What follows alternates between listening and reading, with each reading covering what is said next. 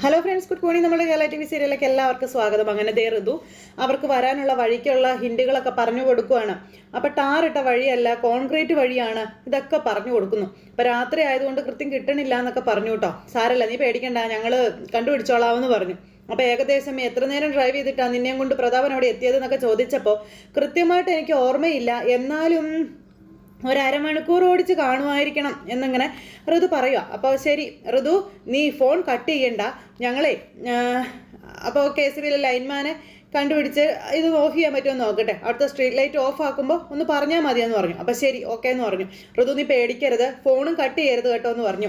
ഞങ്ങൾ ആഞ്ഞ് ശ്രമിച്ചുകൊണ്ടിരിക്കുകയാണെന്നും ആ ഒരു ശ്രമം വിജയിച്ചാൽ പിന്നെ ഇപ്പം തന്നെ നിന്നെ രക്ഷിക്കാനും പറ്റുമെന്ന് പറഞ്ഞു. അപ്പോൾ ശരിയെന്ന് പറഞ്ഞു. കാര്യം കാണാൻ നേട്ടം വേണം, അതുവരെ വലിയ ഇതായിട്ട് നിന്നതാ. അപ്പോൾ ഫോൺ അങ്ങ് വെച്ചുകൊണ്ട് തന്നെ സേതു ഇങ്ങനെ പല്ലവിയോട് പറയുവാണ്, നമുക്കിപ്പോൾ തന്നെ ലൈൻമാനെ പോകണം, മുരുകൻ്റെ അമ്പലത്തിനടുത്തുള്ള കോൺക്രീറ്റ് റോഡ്, അവിടെയുള്ള ഒഴിഞ്ഞ വീട്, അപ്പം മുമ്പിൽ സ്ട്രീറ്റ് ലൈറ്റ്, നമുക്ക് നോക്കാം എന്ന് പറഞ്ഞുകൊണ്ട് സേതുവും പല്ലവിയും പോകുക. ഫോൺ കട്ട് ചെയ്യാതെ ഋതുക്ക് ഇത് പിടിച്ചുകൊണ്ട് നിൽക്കുവാണ്. തൊട്ടടുത്ത നിമിഷം ഇവരങ്ങ് ചെല്ലുകയും അവിടുത്തെ ലൈൻമാനെ കണ്ടു. ലൈൻമാനെ കണ്ടു കഴിഞ്ഞു. അദ്ദേഹം ആ പോസ്റ്റിൻ്റെ മേളിൽ നിൽക്കുമായിരുന്നു. ഇവർ എന്ന ചേട്ടനെ വിളിച്ചു. അപ്പം ഞാൻ സേതു, നിങ്ങളാണല്ലേ എന്നെ വിളിച്ചത്? വിളിച്ച് പറഞ്ഞിരുന്നു. എങ്ങനെയാ പരിചയം എന്ന് ചോദിക്കുമ്പം എനിക്ക് അവരെ അറിയാമെന്ന് പറഞ്ഞു. ഒരു പെൺകുട്ടിയെ രക്ഷിക്കേണ്ട കാര്യമായതുകൊണ്ടാട്ടോ, അല്ലെങ്കിൽ ഞാൻ ഇങ്ങനത്തെ പരിപാടികളൊക്കെ ആയിട്ട് സഹകരിക്കാറില്ല എന്നാ ചേട്ടൻ പറഞ്ഞു. നിയമവിരുദ്ധമാണ്, അതുകൊണ്ടാ. എവിടെയെങ്കിലും ഒന്ന് പണി പാളിയാലേ പണി പോകുന്നത് എൻ്റെ ആണെന്നൊക്കെ പറയുമ്പോൾ അയ്യോ കുഴപ്പമില്ല, അങ്ങനെയൊന്നും വരില്ല എന്ന് പറഞ്ഞു.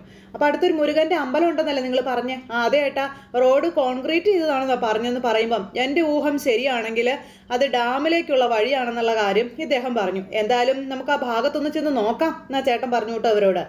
അങ്ങനെ അവർ ഋതുവായിട്ട് സംസാരിക്കുക. പിന്നെ ഫോണിൽ ഋതു ഞങ്ങൾ അങ്ങോട്ടേക്ക് വരികയാണെന്ന് പറയുമ്പോൾ ശരിയെന്ന് പറഞ്ഞു. നീ ആ സ്ട്രീറ്റ് ലൈറ്റിലേക്ക് തന്നെ നോക്കിക്കൊണ്ടിരിക്കണം കേട്ടോ. പിന്നെ ഞങ്ങൾ ട്രാൻസ്ഫോമറിൽ നിന്ന് ഓരോ ഏരിയയിലേക്കുള്ള കണക്ഷൻ ഓഫ് ആക്കുകയാണെന്നും അപ്പോൾ അവിടുത്തെ ലൈറ്റ് ഓഫ് ആകുന്നുണ്ടെങ്കിൽ നീ പറയണമെന്ന് പറഞ്ഞു. അപ്പോൾ പറയാമെന്ന് പറഞ്ഞു ഋതു. പേടിക്കേണ്ട കേട്ടോ, ഞങ്ങൾ ഉടനെ തന്നെ എത്തിക്കോളാമെന്ന് പറഞ്ഞു. ശരിയെന്ന് പറഞ്ഞു. അങ്ങനെ അതും പറഞ്ഞ് ഇവർ പോവുക. അപ്പോൾ ചേട്ടൻ നമുക്ക് വേഗം പോകാമെന്ന് പറഞ്ഞ് സേതു ചേട്ടനെയും കൂട്ടിക്കൊണ്ട് പോവുകയാണ്. എന്നിട്ട് ഇവർ കാറിന്, ചേട്ടൻ ബൈക്കിന്, അങ്ങനെ ഒരു പോണു. അങ്ങനെ ട്രാൻസ്ഫോമറിൻ്റെ അടുത്ത് ചെന്നു. ഓരോ സ്ഥലത്തെ ഓരോ ഫീസുകൾ ഊരുന്നു. അങ്ങനെ ഓരോ സ്ഥലത്തെ ഫീസുകൾ ഊരി അപ്പോൾ ഋതുവിനോട് ചോദിക്കൊണ്ട് ഇപ്പോൾ ഓഫായോ ഋതു എന്ന് ചോദിച്ചപ്പോൾ ഇല്ല എന്ന് പറഞ്ഞു. അങ്ങനെ അടുത്തടുത്ത് ഊരി ഓഫായോ എന്ന് ചോദിച്ചു, ഇല്ല എന്ന് പറഞ്ഞു. അപ്പോഴേക്കും ഞാൻ ഊഹിച്ചത് തന്നെയാണ്, ഡാമിലേക്കുള്ള റോഡാന്നേ, പിന്നെ ഇവിടുന്ന് നേരെ അങ്ങ് നിങ്ങൾ പോയാൽ മതിയെന്ന് പറഞ്ഞു. അപ്പോൾ ലാസ്റ്റത്തെ ഫ്യൂസ് അങ്ങ് അത് ഓഫായി. അപ്പോഴത്തേക്കും ഇവർക്ക് കറക്റ്റ് കാര്യം കിട്ടി. ആ വീട് ഏതാണെന്ന് എനിക്ക് മനസ്സിലായി. ഒറ്റപ്പെട്ട് കിടക്കുന്ന ഒരു വീടാണ് അതൊന്നും ഈ ചേട്ടൻ പറഞ്ഞു കൊടുക്കുക കേട്ടോ. ഏതോ ഒരു രാഷ്ട്രീയക്കാരൻ്റെ ഔട്ട് ഹൗസാ, ഒരു പഴയ കെട്ടിടമാണെന്ന് പറഞ്ഞു. അപ്പോൾ ആ രാഷ്ട്രീയക്കാരൻ വേറെ ആരുമല്ല, പ്രതാപനാണെന്ന് പറഞ്ഞപ്പോൾ ഓ പ്രതാപൻ, അയാളെ അറിയാവോ എന്ന് ഈ ചേട്ടൻ ചോദിച്ചു കൂട്ടോ സേതുവിനോടൊക്കെ. ഗജ ഫ്രോഡാ, എൻ്റെ പൊന്നെ, കുടിച്ച വെള്ളത്തിലെ അയാളെ വിശ്വസിക്കരുതെന്ന് പറയുമ്പം ഈ തട്ടിക്കൊണ്ടുപോയ പെൺകുട്ടിയില്ലേ, ആ പെൺകുട്ടിയുടെ അമ്മാവനായി പ്രതാപൻ എന്ന് പറയുന്നവനെന്നൊക്കെ ഈ ലൈൻമാൻ ചേട്ടനോട് ഇവർ പറയുമ്പോൾ ആണോ എൻ്റെ പൊന്നെ, അപ്പം ആ കുട്ടി തട്ടിക്കൊണ്ടുപോയത് ആരാ? അയാൾ തന്നെയാണെന്ന് സേതു പറഞ്ഞു. സ്വന്തം അമ്മാവനാണെന്നും പറഞ്ഞു. എൻ്റെ പൊന്നെ എന്നും പറഞ്ഞാൽ ആ ചേട്ടൻ വരെ തലയിൽ കൈ വെക്കുക. അപ്പം അതുകൊണ്ടാണ് ചേട്ടാ ഞങ്ങൾക്ക് ഇങ്ങനെ ഒരു വഴി തേടേണ്ടി വന്നത്. എന്തായാലും വീട് കണ്ടുപിടിക്കാൻ ചേട്ടൻ സഹായിച്ചല്ലോ, വലിയ ഉപകാരമായിട്ടോ എന്നൊക്കെ പറഞ്ഞു. അപ്പോൾ എന്താ ചേട്ടൻ ഇത് ഇരിക്കട്ടെ എന്ന് പറഞ്ഞ് സേതു കുറച്ച് പൈസ കൊടുക്കുമ്പം അയ്യോ വേണ്ട വേണ്ട വേണ്ട, ഞാൻ കാശ് വാങ്ങുന്നവരൊക്കെ തന്നെയാണ്, പക്ഷേ ഇതിന് ഞാൻ എന്തായാലും വാങ്ങിക്കില്ല, വാങ്ങിയാലേ ദൈവം പോലും പൊറുക്കത്തില്ലെന്നാ ചേട്ടൻ ഇങ്ങനെ സേതുവിനോട് പറഞ്ഞു. നിങ്ങൾ എത്രയും പെട്ടെന്ന് ആ കുട്ടിയെ പോയി രക്ഷിക്കാൻ നോക്കാൻ പറഞ്ഞു. അപ്പോൾ ശരി ഏട്ടാ എന്നും പറഞ്ഞുകൊണ്ട് ഇവർ പറഞ്ഞിട്ട് പോയി. അങ്ങനെ നേരെ ഋതു ഉള്ള വീട്ടിൻ്റെ ആ പരിസരത്തേക്ക് പോവുക. എന്തായാലും ചെന്നു. വീട് കണ്ടുപിടിച്ചു കഴിഞ്ഞു. വീട് ഇത് തന്നെ ആയിരിക്കും അല്ലെന്ന് സേതു പല്ലവിയോട് ചോദിക്കുമ്പോൾ അതെന്നാ തോന്നുന്നതെന്ന് പല്ലവി പറയുന്നുണ്ട്. ലൈൻമാൻ പറഞ്ഞ ലക്ഷണങ്ങളൊക്കെ വെച്ച് നോക്കുമ്പോൾ ഇത് തന്നെ ആവാനാണ് സാധ്യത എന്നുള്ള കാര്യങ്ങൾ ഇങ്ങനെ പറയുക. എന്നിട്ടും ഇനി ഇവർ നടന്നങ്ങോട്ട് ചെല്ലുന്നു. ചെന്ന് കഴിഞ്ഞപ്പോൾ ഇവരെ കണ്ടു ഋതുക. അപ്പോഴേക്ക് ഞാൻ എന്നും പറഞ്ഞുകൊണ്ട് ഇങ്ങനെ വിളിക്കുമ്പോൾ സേതു ചെന്ന് ചവിട്ടി തുറന്നു വാതിൽ. ഇവർ ഓടി അകത്തേക്ക് കയറി. നിനക്കൊന്നും പറ്റിയില്ലല്ലോ അല്ലേ എന്ന് പല്ലവി ചോദിക്കുമ്പോൾ ഇല്ല, ഒന്നും പറ്റിയില്ല, വളരെ മാന്യമായിട്ട് തന്നെ എന്നോട് പെരുമാറിയത്. പിന്നെ ഇത് നോക്കിക്കേ, ഈ ഒരു മുദ്ര പേപ്പറിൽ ഒപ്പിട്ട് തരണമെന്നുള്ളതായിരുന്നു വാശിയെന്നും പറഞ്ഞുകൊണ്ട് ഋതു കാണിച്ചു കൊടുത്തപ്പോഴത്തേക്കും സേതു അത് മേടിച്ച് നോക്കി. മുഴുവൻ എടുത്ത് അരിച്ചു പെറുക്കി നോക്കി കഴിഞ്ഞപ്പോഴത്തേക്കും അതിലെ വിവരം നമ്മുടെ സേതുവിന് നല്ല കൃത്യമായിട്ട് മനസ്സിലായി. സേതു എന്നിട്ട് ഇത് ചന്നം പിന്നം വലിച്ച് കീറി നശിപ്പിച്ചു കളഞ്ഞു. അങ്ങനെ സേതു എന്നിട്ട് ഇങ്ങനെ പറത്തി എറിയാണ്. എന്നിട്ട് ഭയങ്കര കലിപ്പിൽ ഇങ്ങനെ നിൽക്കുക. നേരത്തേക്കും ഋതുക താങ്ക്സ് പറയുക എന്നെ രക്ഷിച്ചതിനെന്ന്. ചൂളി ഇങ്ങനെ നിൽക്കുക. അപ്പോൾ ഇവിടെ പുറത്തിറങ്ങാൻ പറ്റുമെന്ന് വിചാരിച്ചിരുന്നതല്ലെന്ന് പറഞ്ഞപ്പോൾ ഞാനുള്ളപ്പോഴോ ഏത് പാതാളത്തിൽ കൊണ്ടുപോയി ഒളിപ്പിച്ചാലും നിന്നെ ഞാൻ കണ്ടുപിടിക്കുമായിരുന്നു എന്ന് ഋതുകയോട് സേതു ഇങ്ങനെ പറയാം. അപ്പൊ സംസാരിച്ച് കളഞ്ഞു നിന്ന് സമയം കളയാനില്ല, നമുക്ക് ഇറങ്ങാമെന്ന് പറയുമ്പോൾ ശരിക്കും ഈ വീടിന് തീയിടുകയാണ് വേണ്ടതെന്ന് സേതു പറയുക. എൻ്റെ പെങ്ങളെ തൊട്ടാലുള്ള അനുഭവം എന്താണെന്ന് എല്ലാവരും പഠിക്കാൻ അങ്ങനെ തന്നെയാണ് ചെയ്യേണ്ടതെന്നൊക്കെ സേതു പറയുക. എന്നിട്ട് സേതു ഇങ്ങനെ ഇത് കത്തിക്കാൻ നോക്കുമ്പോഴത്തേക്കും പല്ലവി സേതുവിന്റെ കയ്യിൽ കയറി പിടിച്ചു. ഒന്നും വേണ്ട സേതു ഏട്ടാ, ഋതുവിനെ നമുക്ക് തിരിച്ചു കിട്ടിയില്ലേ എന്ന് ചോദിച്ചു പല്ലവി. പ്രതാപൻ ഒരിക്കലും വിചാരിച്ചിട്ടുണ്ടാവില്ല ഇങ്ങനെ ഒരു സ്ഥലത്ത് വന്ന് നമ്മൾ ഋതുവിനെ രക്ഷിക്കും എന്നുള്ളതെന്ന കാര്യം പല്ലവി ഇങ്ങനെ പറയാം. ആ സമയത്ത് ഋതു ഭയങ്കര ദേഷ്യത്തിൽ ഇങ്ങനെ നിൽക്കുക. അതാണ് അയാൾക്ക് നൽകാനുള്ള ഏറ്റവും വലിയ തിരിച്ചടി എന്നുള്ള കാര്യമൊക്കെ പല്ലവി ഇങ്ങനെ പറഞ്ഞു. അത് അയാൾക്ക് നമ്മൾ എപ്പോഴേ കൊടുത്തു കഴിഞ്ഞു, ഇനി നമ്മൾ അതിനെപ്പറ്റി ചിന്തിക്കണ്ടെന്നും പറയുന്നു. അപ്പൊ അത് കേട്ടപ്പോ മോളെ ഇനിയെങ്കിലും നന്നായിട്ട് ജീവിക്കാൻ നോക്കാൻ സേതു പറയാം. ഇപ്പൊ നിനക്ക് മനസ്സിലായില്ലേ കൂടെ നിന്ന് ചിരിച്ചു കാണിക്കുന്നവരൊന്നും അത്ര നല്ല ആൾക്കാരല്ല എന്നുള്ളത് എന്നിങ്ങനെ സേതു ചോദിക്കുമ്പോൾ ഋതുകൊന്നും മിണ്ടുന്നില്ല. തരം കിട്ടിയാൽ അവരവരുടെ തനി സ്വഭാവം കാണിക്കുന്നു നിനക്ക് മനസ്സിലായില്ലേ? ബന്ധങ്ങൾ ഉണ്ടാക്കാനും ഉള്ള ബന്ധങ്ങൾ ഇല്ലാണ്ടാക്കാനും പണത്തിന് കഴിയുമെന്നും അത് മനസ്സിലാക്കി വെക്കുന്നത് നല്ലതാണെന്നും ഋതുകയോട് നമ്മുടെ സേതു പറഞ്ഞു. എന്നിട്ട് ഇവളെയും കൊണ്ട് ഇവർ പോകുവാട്ടോ. അങ്ങനെ എന്തായാലും സെക്കൻഡുകൾക്കുള്ളിൽ അവർ രണ്ടുപേരും പോയി. 3 പേരും പോയി വീട്ടിൽ ചെന്നു. അങ്ങനെ ഋതുകയുമായിട്ട് ഇവർ വന്നു കഴിഞ്ഞപ്പോഴേക്കും പൂർണിമയും സ്വാതിയും ഓടി ഇറങ്ങി ചെല്ലുക. അവരോടി ഇറങ്ങി ചെന്നു ഋതുകയെ കണ്ട. ഋതുകയാണെങ്കിൽ ഇങ്ങനെ ചമ്മി വിളറി ഇങ്ങനെ അവിടെ നിൽക്കുക കേട്ടോ. മോളെ ഋതു, മോളെ നിനക്കൊന്നും പറ്റിയില്ലല്ലോ അല്ലേ എന്നൊക്കെ അമ്മ ചോദിക്കണ്ട. അപ്പോൾ ഇല്ല ഒന്നും പറ്റിയില്ല എന്ന് പറഞ്ഞു. അമ്മയുടെ സ്വന്തം ആങ്ങളെയാ പിടിച്ച് പൂട്ടിയിട്ടതെന്നുള്ള കാര്യം പറയുക അന്നേരം പല്ലവി ഇവരോട്. അപ്പോഴത്തേക്ക് അച്ചുവൊക്കെ ഓടി ഇറങ്ങി വന്ന് ഇങ്ങനെ നിൽക്കുക. ഇത്രയും കാലം കൂടെ ഉണ്ടായിട്ടും അമ്മയ്ക്ക് ഒരിക്കലും തിരിച്ചറിയാൻ പറ്റിയില്ലല്ലോ സഹോദരന്റെ തനി സ്വഭാവം എന്താണെന്നുള്ളതെന്നൊക്കെ അന്നേരം പല്ലവി ചോദിച്ചു പൂർണിമയോട്. ഇവരെല്ലാവരും ആകെ വല്ലാണ്ടായിട്ട് ഇങ്ങനെ നിൽക്കുക. അപ്പോഴേക്കും അച്ചു കാശിന് വേണ്ടി അങ്കിൾ എന്തും ചെയ്യും എന്നിങ്ങനെ നമ്മുടെ അച്ചു പറഞ്ഞപ്പോൾ അങ്കിളോ? ഏതങ്കിള്? ആരുടെ അങ്കിള്? ഇനി അങ്ങനെ അയാളെ വിളിക്കേണ്ട ആവശ്യമില്ല എന്ന് സ്വാതി അച്ചുവിനോട് പറയുക. ഇപ്പോഴാണ് വകതിരിവ് മര്യാദയൊക്കെ പെൺമക്കൾക്കുണ്ടായി തുടങ്ങിയത്. രക്തബന്ധം കൊണ്ട് മാത്രം ഒരാളും ഒരാളുടെയും അങ്കിളാവില്ല, അതിന് ചില ഗുണങ്ങൾ വേണം, അതയാൾക്കില്ല എന്നും പറഞ്ഞ് സ്വാതി ന്യായങ്ങളൊക്കെ പറയാൻ തുടങ്ങിയിരിക്കുന്നു. അപ്പോൾ അത് ശരിയാ സ്വാതി പറഞ്ഞത്. ഉണ്ടായിരുന്നെങ്കിൽ ഒരിക്കലും ഋതുവിനെ പിടിച്ച് പൂട്ടിയിടാൻ അയാൾ തുനിയില്ലായിരുന്നു. ഭാഗ്യത്തിനാണ് കണ്ടുപിടിക്കാൻ പറ്റിയത്, അല്ലായിരുന്നെങ്കിലോ എന്ന് പല്ലവി ചോദിക്കുക. ഋതു ഒന്നും മിണ്ടുന്നില്ല, അക്ഷരങ്ങളില്ല പറയാനായിട്ട് നാവില്. അപ്പോഴേക്കും പൂർണിമ മോനെ സേതു, അവനെ വെറുതെ വിടരുതെന്ന് പറയുവാണ്. എൻ്റെ മോളെ വേദനിപ്പിച്ചതിനുള്ള ശിക്ഷ നീ അവന് കൊടുത്തിരിക്കണമെന്ന് സേതുവിനോട് പൂർണിമ പറയണം.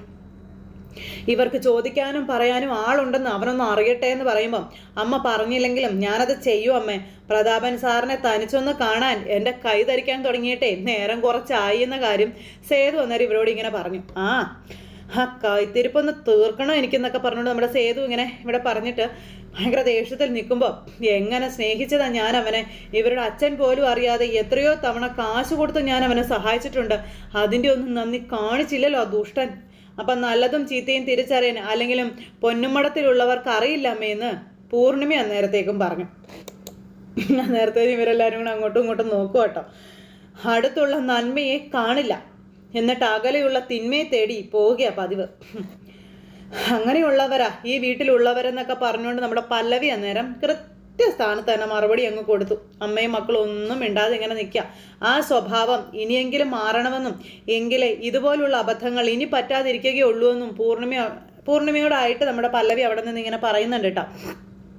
ഇത് കേട്ട് കഴിഞ്ഞപ്പോൾ കേട്ടല്ലോ പല്ലവി പറഞ്ഞത് നീ ശ്രദ്ധിക്കണമെന്ന് ഋതുകയോട് പൂർണിമ പറയുക. കാശ് കൈകാര്യം ചെയ്യാൻ നിനക്ക് അറിയില്ലെന്ന് ഇപ്പം എനിക്ക് മനസ്സിലായി. ബിസിനസ്സിൽ ഏറ്റവും വേണ്ടുന്ന ഗുണവും അത് തന്നെയാണെന്നും പൂർണിമ ഋതുകയോട് പറയുക കേട്ടോ. ഇതെല്ലാം കേട്ട് ഇവർ വിഷമിച്ചിങ്ങനെ നിൽക്കുമ്പം അമ്മേ അതൊന്നും വേണ്ട, ഇപ്പോൾ ഉപദേശങ്ങളൊന്നും വേണ്ട, അവൾ ആകെ വിഷമിച്ചിരിക്കുകയാണെന്ന കാര്യവും പറഞ്ഞ് പോയി കിടന്ന് ഉറങ്ങട്ടെ അവളെന്നും സേതു ഇങ്ങനെ പറഞ്ഞു. അങ്ങനെ ഋതുകയോട് കയറി പോകാൻ പറഞ്ഞു. അങ്ങനെ ഋതുക അകത്തേക്ക് പറഞ്ഞു വിട്ടു. നീ ഒന്നും ഓർക്കണ്ട, ഒന്നും ഓർത്ത് വിഷമിക്കണ്ട എന്നൊക്കെ പറഞ്ഞു. ഒന്നും സംഭവിച്ചിട്ടില്ല എന്ന് കരുതിയാൽ മതി എന്നൊക്കെ പറഞ്ഞു. തിരിച്ചറിവുകൾ കിട്ടാനുള്ള പല അവസരങ്ങളും ജീവിതത്തിൽ ഉണ്ടാകും. അത് ഭംഗിയായി ഉപയോഗിക്കുന്നവർ രക്ഷപ്പെടുമെന്നും അല്ലാത്തവർ വീണ്ടും വീണ്ടും ഇതുപോലുള്ള ചതിക്കുഴികളിൽ ചെന്ന് പെടുമെന്നും നമ്മുടെ പല്ലവി പറഞ്ഞു കൊടുക്കുക. എന്ത് വേണമെന്ന് സ്വയം ആലോചിച്ച് തീരുമാനിക്കണം എന്നിങ്ങനെ പല്ലവി പറയും. ഇനി എന്ത് തീരുമാനിക്കാൻ? ഋതു മാറുന്നു. ഇതുവരെ കണ്ട ഋതു അല്ല ഇനി അങ്ങോട്ട്. അല്ല ഋതു എന്ന് ഋതുകയോട് അച്ചു ഇങ്ങനെ ചോദിക്കുമ്പോൾ ഋതു ഒന്നും മിണ്ടുന്നില്ല. അക്ഷരം പോലും മിണ്ടാതെ ഋതുക അകത്തേക്ക് കയറിപ്പോയി കഴിഞ്ഞപ്പോൾ ഇതിനെപ്പറ്റി ഇനി അവളോട് ആരും ഒന്നും സംസാരിക്കണ്ടെന്ന് സേതു പറഞ്ഞു. അപ്പോൾ ഒരാപത്തും കൂടാതെ ഋതുകയെ നമുക്ക് നമ്മുടെ കൈകളിലേക്ക് കിട്ടിയില്ലേ, അത് തന്നെ ഏറ്റവും വലിയ ഭാഗ്യം. എന്ന് പറഞ്ഞുകൊണ്ട് ഇങ്ങനെ പറയുക കേട്ടോ സേതു. പിന്നെ എനിക്ക് ഒരാളെ കാണാനുണ്ടെന്ന് പറയുമ്പോൾ ഈ രാത്രിയിൽ എങ്ങോട്ട് പോകാമെന്ന് ചോദിച്ചു പൂർണിമ മോനോട്. രാത്രി കാണേണ്ട ആളെ രാത്രി തന്നെയാണ് കാണേണ്ടത്, അത് പിന്നത്തേക്ക് മാറ്റി വയ്ക്കുന്നത് ശരിയല്ല എന്നും പറഞ്ഞുകൊണ്ട് നമ്മുടെ സേതു മീശയും പിരിച്ച് അങ്ങനെ പോകുക. സേതു അങ്ങനെ വണ്ടി കയറി പോകുന്നത് പെണ്ണുങ്ങളെല്ലാവരും കൂടെ നോക്കി നിൽക്കാം. അപ്പോൾ വല്യേട്ടൻ പോയിരിക്കുന്നത് മിക്കവാറും അയാൾക്കരികിലേക്കായിരിക്കും. ഇന്ന് അയാളുടെ പരിപ്പിളകുമെന്ന് നമ്മുടെ സ്വാതി അന്നേരം പറഞ്ഞു. അപ്പോൾ അതേ നമ്മുടെ ചേച്ചി അവിടെ എങ്ങനെ ഇരിക്കുക കേട്ടോ, കാലൊക്കെ കയറ്റി ഭയങ്കര സെറ്റപ്പിൽ. അപ്പോഴാണ് സേതു അങ്ങോട്ടേക്ക് ചെല്ലുന്നത്. സേതുവിനെ കണ്ടപ്പോഴത്തേക്കും പുള്ളിക്കാരിക്ക് ഒരു ടെൻഷൻ. ചെന്നിട്ട് പത്മയോട് ചോദിച്ചു, എന്തിയാ നിന്റെ ഭർത്താവെന്ന്. അപ്പോൾ ഇവിടെ ഇല്ല എന്ന് പറഞ്ഞു. ദേ നോണ പറയാൻ നിൽക്കരുതെന്ന് സേതു പറയുമ്പം സത്യമായിട്ടും ഇങ്ങോട്ട് വന്നിട്ടില്ല എന്ന് പറയാം. അപ്പം എവിടെ കാണുമെന്ന് ചോദിച്ചപ്പം എനിക്കറിയില്ല, എനിക്ക് അത്ര വിശ്വാസമൊന്നുമില്ല, ഞാൻ വീടൊന്ന് പരിശോധിക്കാൻ പോവാന്ന് പറഞ്ഞപ്പം നിക്ക്, ഞാൻ നുണയല്ല പറയുന്നത്, സത്യ പറഞ്ഞത്, എന്നെ നിങ്ങൾക്ക് 100% വിശ്വസിക്കാമെന്ന് പത്മജ പറയണു കേട്ടോ. അപ്പോൾ എൻ്റെ കുടുംബത്തിൽ കയറി കൊളിച്ച അത് എത്ര വലിയവനാണെങ്കിലും തിരിച്ചടിച്ചിരിക്കും ഞാനെന്ന് സേതു പത്മജയോട് പറയാം. പൊന്നുമടുത്തെ രക്ഷിക്കാനാ എൻ്റെ അച്ഛൻ എന്നോട് പറഞ്ഞിരിക്കുന്നതെന്നും എനിക്കത് ചെയ്തേ പറ്റുമെന്ന് നമ്മുടെ സേതു ഇങ്ങനെ പറഞ്ഞു.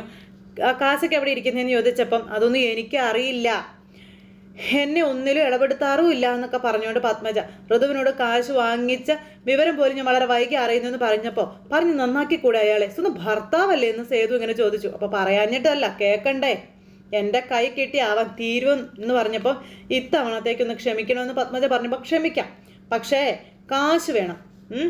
എൻ്റെ അച്ഛൻ കഷ്ടപ്പെട്ടുണ്ടാക്കിയ സ്ഥാപനം ഇപ്പം ജപ്തിയുടെ വക്കില, അവൻ കാരണമാണ് അതെങ്ങനെ നിൽക്കുന്നതെന്ന കാര്യവും പറഞ്ഞ് ബാങ്കുകാർ പൂർണിമ ടെക്സ്റ്റൈൽസ് ജപ്തി ചെയ്ത് കൊണ്ടുപോകുന്നത് കണ്ടു നിൽക്കാൻ ഈ സേതു അതിന് സാധിക്കില്ല എന്ന് സേതു തറപ്പിച്ചു പറയുക കേട്ടോ. പ്രതാപൻ ഏത് പൊത്തിൽ പോയി ഒളിച്ചാലും ഞാൻ അവനെ പുറത്ത് കൊണ്ടുവന്നിരിക്കുമെന്നും പറഞ്ഞ് ശിക്ഷ നടപ്പാക്കുകയും ചെയ്യുമെന്നും പറഞ്ഞ് സേതു ഈ പുള്ളിക്കാരി വെല്ലുവിളിക്കാം. അതിൽ നിന്ന് രക്ഷപ്പെടണമെങ്കിൽ ഒരേ വഴിയേ ഉള്ളൂ, വാങ്ങിയ പണം അത് തിരിച്ചു തരണമെന്ന്. അപ്പം ഞാൻ എവിടെ നിന്ന് എടുത്ത് തരാനാണെന്ന് ചോദിച്ചു ഈ പുള്ളിക്കാരി. അപ്പോൾ കാശ് ചോദിച്ചപ്പോൾ അവൻ ഋതുവിനെ തട്ടിക്കൊണ്ടുപോയി. ഞാൻ അവളെ കണ്ടുപിടിക്കില്ലെന്ന് നിങ്ങൾ വിചാരിച്ചോ?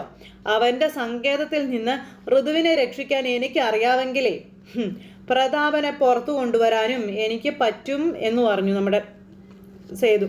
ഇനി എൻ്റെ ശ്രമം അതിനു വേണ്ടിയിട്ടുള്ളതാണെന്നും അവനോട് പറഞ്ഞേക്കാനും പറഞ്ഞു വിളിക്കുമ്പോൾ. സേതുമാധവൻ്റെ കണ്ണു വെട്ടിച്ച് ഒരുപാട് കാലമൊന്നും ഒളിച്ചിരിക്കാൻ അവന് പറ്റത്തില്ലെന്ന് അവനെ ഓർമ്മപ്പെടുത്തിയേക്കാൻ പറഞ്ഞ് നമ്മുടെ സേതു അവിടുന്ന് പോയി. പുള്ളിക്കാരി ഇങ്ങനെ തല പുകഞ്ഞിരിക്കുക. തൊട്ടടുത്ത നിമിഷം പിന്നെ കാണിക്കുന്നത് പ്രതാപനെ കേട്ടോ. പ്രതാപൻ ഇങ്ങനെ അവിടെ വഴിയരികിൽ നിൽക്കുന്നു. പ്രതാപനെ കാണാനായിട്ട് ഇന്ദ്രൻ അങ്ങോട്ടേക്ക് വന്നു. ഞാൻ അപ്പോഴേ പറഞ്ഞില്ല സേതു എന്നും പറഞ്ഞുകൊണ്ട് പ്രതാപൻ ഇന്ദ്രനോട് പറഞ്ഞു, ഓ സേതു സേതു സേതു എന്നും പറഞ്ഞുകൊണ്ട് ഇന്ദ്രൻ അവിടെ കിടന്ന് അലമുറയിടുക. ആരാണ് അവൻ? ദൈവോ? തനിക്കോ കഴിവില്ല, അതുകൊണ്ട് അവൻ്റെ പെങ്ങളെ രക്ഷിച്ചുകൊണ്ട് അവൻ അവിടെ നിന്ന് പോയത്. എടോ നോക്കണം, ജീവിതത്തിൽ ഒരുപാട് അവസരങ്ങളൊന്നും കിട്ടത്തില്ല, കിട്ടുന്ന അവസരങ്ങൾ ഭംഗിയായിട്ട് ഉപയോഗിക്കാൻ പറ്റണം, തനിക്കതിൽ കഴിഞ്ഞില്ലെന്നും പറഞ്ഞുകൊണ്ട് നമ്മുടെ ഇന്ദ്രൻ ഉറഞ്ഞു തുള്ളുമ്പോ എനിക്ക് പറ്റിപ്പോയിന്ന് ക്ഷമിക്കാൻ പറഞ്ഞു പ്രതാപൻ. വിവരം അറിഞ്ഞപ്പോൾ എനിക്ക് തോന്നിയത് എന്താണെന്ന് അറിയോ, തൻ്റെ 2 കവളത്ത് മാറി മാറി അടിക്കാനാണെന്നൊക്കെ പറഞ്ഞു ഇന്ദ്രൻ. അടിച്ചോ, അത്രയും വലിയൊരു തെറ്റാണ് ഞാൻ ചെയ്തത്, എൻ്റെ ശ്രദ്ധയില്ലായ്മ കൊണ്ട് തന്നെ ഇങ്ങനെയൊക്കെ സംഭവിച്ചതെന്നൊക്കെ പറയുമോ ചേട്ടൻ. അമിതമായ ഒരു ആത്മവിശ്വാസമായിരുന്നു എനിക്ക്, അതിൽ പറ്റിപ്പോയതാണെന്ന് പറഞ്ഞപ്പോൾ താൻ ഇനി എന്ത് ചെയ്യാൻ പോവാടോ, തന്നെ കൈ കെട്ടി പൊടിച്ച് കളയോടോ സേതു എന്നൊക്കെ പറഞ്ഞ് ഇന്ദ്രൻ പറഞ്ഞപ്പോൾ വീട്ടിലും അന്വേഷിച്ച് ചെന്നു. അനുഭവിക്കാൻ പറഞ്ഞു. അവൻ്റെ കയ്യിൽ ഞാൻ ചെന്ന് പെട്ടായി എൻ്റെ കാര്യം പോക്കാമെന്നും പറഞ്ഞുകൊണ്ട് പ്രതാപം നിൽക്കാം. കേരള രാഷ്ട്രീയത്തിന് നികത്താൻ പറ്റാത്തൊരു വിടവായിരിക്കും സംഭവിക്കാൻ പോകുന്നത് പറഞ്ഞപ്പോൾ എൻ്റെ വായിന്ന് വല്ല തേറിയെന്നേ കേൾക്കും. കേരള രാഷ്ട്രീയത്തിൽ എന്തോന്ന് പിഴവ്, നികത്താനാവാത്ത അടവോ? താൻ ചത്ത രാഷ്ട്രീയം രക്ഷപ്പെടുത്തിയോളൂ, തന്നെ പോലെ കഴിവില്ലാത്തവന് വാഴേണ്ട ഒരു സ്ഥലമല്ല അവിടെ. ഇന്ദ്ര അത് താൻ പറഞ്ഞപ്പോൾ ഞാനൊരു ഫ്ലോയിൽ അങ്ങ് പറഞ്ഞു പോയത്, എന്താ ഒരു വഴി നിന്ന് പറഞ്ഞു തരാമോ, ഞാൻ എന്താ ചെയ്യേണ്ടതെന്നൊന്ന് പറഞ്ഞു തരാൻ പറഞ്ഞു. അപ്പോൾ താൻ എന്ത് ചെയ്യണമെന്ന് ഞാൻ എന്നോടാണ് ചോദിക്കുന്നത്, എനിക്ക് അറിഞ്ഞൂടെ താൻ പറയടോ എന്നും പറഞ്ഞുകൊണ്ട് ഇങ്ങനെ പറഞ്ഞപ്പോൾ ഇന്ദ്ര ഇനിയിപ്പോൾ എനിക്ക് ഒളിക്കാൻ ഒരു സ്ഥലം വേണമെന്ന് പറഞ്ഞു. അപ്പോൾ അത്രയ്ക്ക് പേടിയാണോ തനിക്ക് അവനെ എന്ന് ചോദിച്ചപ്പോൾ അത് പിന്നെ മാർബം നോക്കി അവൻ എനിക്ക് കാച്ചി കളയും. അതാ കഷ്ടം, ഈ മിനിക്ക് വെച്ചിരിക്കുന്ന ബോഡി മാത്രമേ ഉള്ളൂ ആകെ, ഈ ബോഡിക്ക് എന്തെങ്കിലും പറ്റി പിന്നെ തീർന്നു ഇന്ദ്ര, അപ്പോൾ സ്വയം കത്തിച്ച് കളയടോ ഈ ബോഡി എന്ന് പറഞ്ഞ് ഇന്ദ്രൻ. തനിക്ക് എത്ര കാലം മാറി നിൽക്കണോടോ, എത്ര വർഷം, എത്ര മാസം, അപ്പോൾ കുറച്ച് നാൾ ആ സേതുവിൻ്റെ ദേഷ്യം തീരുന്നത് വരെ അത്രമാത്രം മതിയെന്നൊക്കെ പറഞ്ഞ് ഇയാളിങ്ങനെ പറയുമ്പോൾ ഇവൻ കിടന്ന് തുള്ളുക. ഓക്കെ ശരി സ്ഥലമൊക്കെ ഞാൻ സെറ്റാക്കി തരാം, പിന്നെ ഒന്നും അല്ലെങ്കിലും എനിക്കൊരു ആവശ്യം വന്നപ്പോൾ സ്വന്തം സിമ്മ് തന്ന് സഹായിച്ച ആളല്ലേ, പക്ഷേ അത് അവസാനം എനിക്ക് തലവേദന ആകരുതെന്ന് പറഞ്ഞു. ഇല്ല ഒരിക്കലും ഇല്ല ഇന്ദിര, ഞാനായിട്ട് ഒരു പ്രശ്നം ഉണ്ടാക്കാൻ പോകണില്ല, എന്നാൽ വായി നോക്കാതെ തന്നെ ഫോളോ ചെയ്യടോ എന്നും പറഞ്ഞുകൊണ്ട് ഇങ്ങനെ ഇന്ദ്രൻ എൻ്റെ വണ്ടി ഫോളോ ചെയ്യാൻ ഇങ്ങനെ ഇന്ദ്രൻ ഈ മുതലിനെയും കൊണ്ട് പോവുക. അത് കഴിഞ്ഞ് പിന്നെ കാണിക്കുന്ന പകൽ സേതു അവിടെ നിന്ന് ഭയങ്കര കസർത്തൊക്കെ ചെയ്തുകൊണ്ടിരിക്കുക. അപ്പോൾ പല്ലവി അങ്ങോട്ടേക്ക് വന്നു. ഒരു ഐഡിയ ഉണ്ടെന്നും പറഞ്ഞ് ചിലപ്പോൾ അത് വിജയിച്ചേക്കുമെന്നും പറഞ്ഞു. വിജയിച്ച ഒളിവിൽ പോയ പ്രതാപൻ പുറത്ത് ചാടുകയും ചെയ്യും, ഋതുവിൻ്റെ കയ്യിൽ നിന്ന് പോയ കാശ് കിട്ടുകയും ചെയ്യുന്നു പല്ലവി പറഞ്ഞു. അപ്പോഴത്തേക്ക് സേതു എന്താ ഐഡിയ എന്ന് ചോദിച്ചു. അതൊക്കെ ഉണ്ട്, പറയാം. കുറച്ച് റിസ്ക് ഉള്ള പരിപാടിയാണ് സേതു കേട്ടാ. അപ്പോൾ എന്ത് റിസ്ക് വേണമെങ്കിലും എടുക്കാൻ ഞാൻ തയ്യാറാ. പക്ഷേ എനിക്ക് ആ കാശ് മാത്രം തിരികെ കിട്ടിയാൽ മതി എന്ന് പറയുമ്പം സേതുവേട്ടൻ വിചാരിക്കുന്നത് ആ പണം പ്രതാപൻ എന്ത് ചെയ്ത് കാണുമെന്നുള്ളതാണ് എന്നിങ്ങനെ ചോദിച്ചു കേട്ടോ പല്ലവി. ബാങ്കിലിടാൻ എന്തായാലും സാധ്യത കുറവല്ലേ എന്ന് ചോദിക്കുമ്പം കുറവാന്ന് പറഞ്ഞു. കണക്ക് കാണിക്കാൻ അയാൾ എന്തായാലും തയ്യാറാവത്തില്ല. അതുമാത്രമല്ല, നാളെ ഒരു പ്രശ്നം വന്നു കഴിഞ്ഞിട്ടുണ്ടെങ്കിൽ എൻ്റെ കയ്യിൽ കാശില്ല എന്നും പറഞ്ഞ് കൈമലർത്താനും പറ്റത്തില്ലല്ലോ. അപ്പോൾ പിന്നെ അവൻ എന്തായിരിക്കും ചെയ്തിട്ടുണ്ടാവുക എന്ന് പല്ലവി ചോദിച്ചു. സേതു ആലോചനയും തുടങ്ങി. അപ്പോൾ ബിനാമി ഇടപാടുകൾ ഉണ്ടാകുമെന്നും വല്ല ബിസിനസ്സിലോ മറ്റോ ഇട്ടിട്ടുണ്ടാകുമെന്നും പറഞ്ഞു. അപ്പോൾ സ്ഥലം, ഫ്ലാറ്റ്, സ്വർണം അങ്ങനെയുള്ള നിക്ഷേപങ്ങളൊക്കെ നടത്തി കാണുമെന്നൊക്കെ പറഞ്ഞു. പിന്നെ ഇതൊന്നും അല്ല എന്നുണ്ടെങ്കിൽ എവിടെയെങ്കിലും അവൻ സൂക്ഷിച്ചും വെച്ചിട്ടുണ്ടാകും, ഏതെങ്കിലും ഒരു അറയിലായിരിക്കും അതുള്ളതെന്നൊക്കെ പറഞ്ഞു. അപ്പോൾ നമുക്ക് മൂന്നാമത്തെ സാധ്യത പിടിക്കാമെന്ന് പറഞ്ഞു. അപ്പോൾ എന്താണ് ഇങ്ങനെ പല്ലവി ഇങ്ങനെ നോക്കി നിൽക്കുക. അങ്ങനെ പറയുന്നത് കേട്ട് സേതു നോക്കി നിൽക്കുന്നവർ ഇന്നത്തെ കഥ അവസാനിച്ചിട്ടുണ്ട്. അപ്പോൾ എല്ലാവരും കാത്തിരുന്ന് കാണണോട്ടെ. എല്ലാവർക്കും നല്ലൊരു ദിവസം ആശംസിക്കുകയാണ്. നന്ദി.